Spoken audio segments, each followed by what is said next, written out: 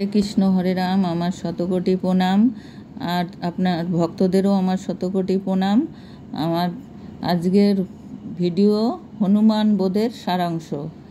রামায়ণের গ্রন্থে বালি নামে এক রাজা ছিল। বালি নিজের ভাই সুগ্রীবকে রাজ্য থেকে বিতাড়িত করে দেয়।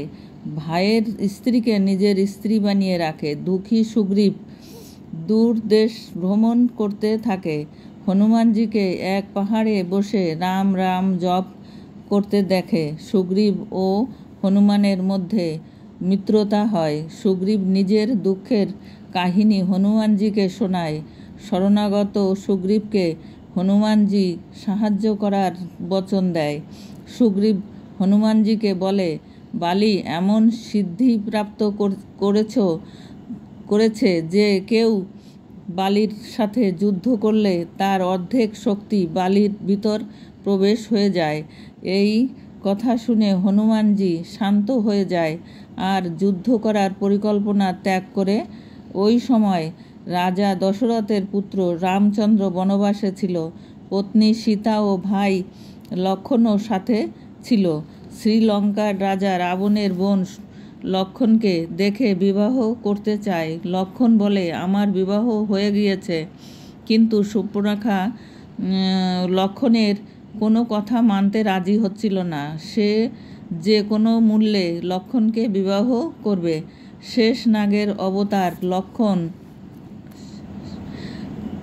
ক্রোধিত হয়ে সুর্পনখার নাক কেটে দেয়।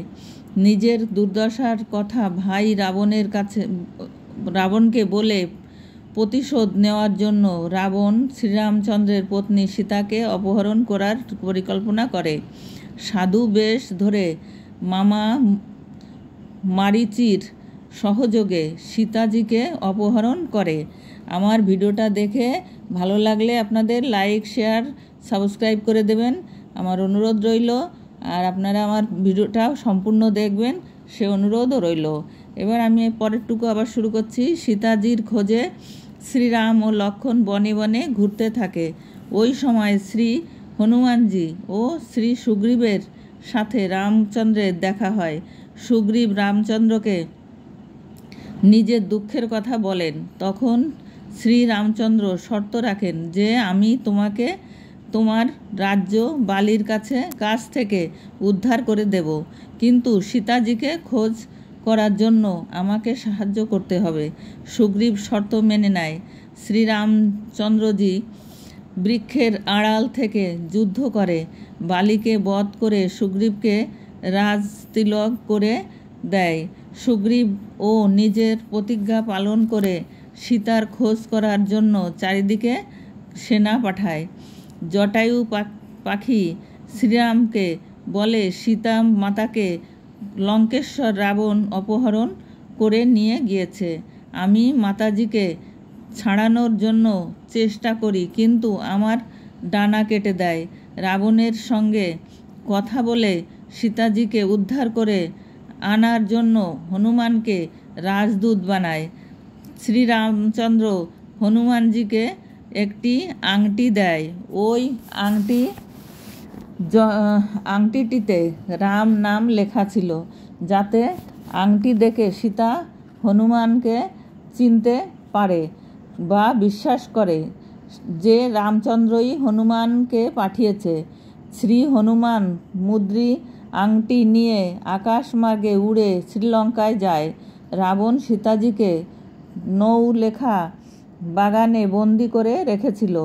হনুমানজি সীতাজিকে আংটি দিয়ে নিজের প্রমাণ দেয় যে শ্রীরাম আমাকে পাঠিয়েছে। সীতাজি রাবণের দেওয়া অত্যাচারের কথা হনুমানকে বলে আর নিজের হাতের চুড়ি, কঙ্কন, বিবাহের চিহ্ন বের করে দেয় আর বলে, ভাই, এই কঙ্কন শ্রীরামচন্দ্রকে দেখালে রামচন্দ্র তখন বিশ্বাস করবে যে তুমি আমার সঙ্গে দেখা করেছ। হনুমানের সাথে যাওয়ার জন্য সীতা মানা করে দেয়।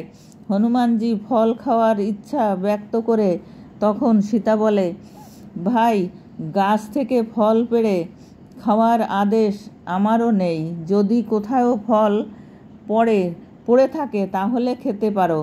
এই কথা শুনে হনুমানজি ক্রোধিত হয়ে নৌলেখা বাগানের গাছ ভেঙে তছনছ করে দেয় আর নিজের ইচ্ছামতো ফল খেয়ে বাগানের গাছ সমুদ্রে ফেলে দেয়।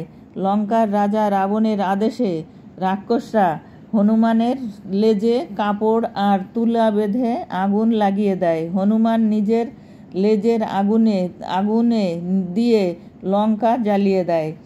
পরে হনুমান আকাশ মার্গে উড়ে সমুদ্র পার হয়ে এক পাহাড়ের উপর নামে। তখন ভোরের সময় ছিল। পাহাড়ের জলাশয়ে স্বচ্ছ পবিত্র জলে ভরা ছিল। নিকটে একটি ফলের বাগানও ছিল। বাগানের গাছে প্রচুর ফল ছিল। হনুমানজির ক্ষুধা পেয়েছিল, তাই স্নান করে ভোজনের চিন্তা করে কঙ্কনকে একটি পাথরের উপর রাখে। স্নান করার সময় হনুমানজির চোখ কঙ্কনের দিকে ছিল। হঠাৎ এক লঙ্গুর বানর এসে কঙ্কন নিয়ে যায়। হনুমানজি চিন্তা করে বানর কঙ্কন সমুদ্রে ফেলে না দেয় তাহলে আমার সর্বচেষ্টা ব্যর্থ হয়ে যাবে। এখন লঙ্কায় যাওয়ার পরিস্থিতি নেই। তাই হনুমানজি বানরের পিছনে পিছনে দৌড়ায়। দেখতে দেখতে বানর এক ঋষির কুঠিরের বাইরে একটি ঘড়ার কলসির মধ্যে কঙ্কন ফেলে দেয়। হনুমানজি নিশ্চিন্ত হয়ে দীর্ঘশ্বাস নেয়। কঙ্কন বের করার জন্য কলসির ভিতর ঝুঁকে দেখে অনেক কঙ্কন। হনুমানজির সামনে আবার সমস্যা দেখা দেয়। কঙ্কন বের করে দেখে সব একই রকমের, কোনো পার্থক্য নাই। নিজের কঙ্কন কোনটা হনুমানজি চিনতে পারে না। যদি অন্য কঙ্কন নিয়ে যাই আর শ্রীরামচন্দ্র যদি বলে এ সীতাজির কঙ্কন না, তাহলে আমার সর্বচেষ্টা ব্যর্থ হয়ে যাবে। সামনে এক ঋষি হনুমানজির দুঃখ দেখে মৃদু মৃদু হাসছিল। মুনিজি কুঠিরের বাইরে এসে বলে, এসো পবনপুত্র, কি সমস্যা হয়েছে, কেন দুঃখী হচ্ছ? হনুমানজি বলে, ঋষিজি, শ্রীরামচন্দ্রজির পত্নীকে লঙ্কার রাজা অপহরণ করেছে। আমি খোঁজ করে এসেছি। ঋষিজি বলেন, কত নম্বর রামের কথা বলছো?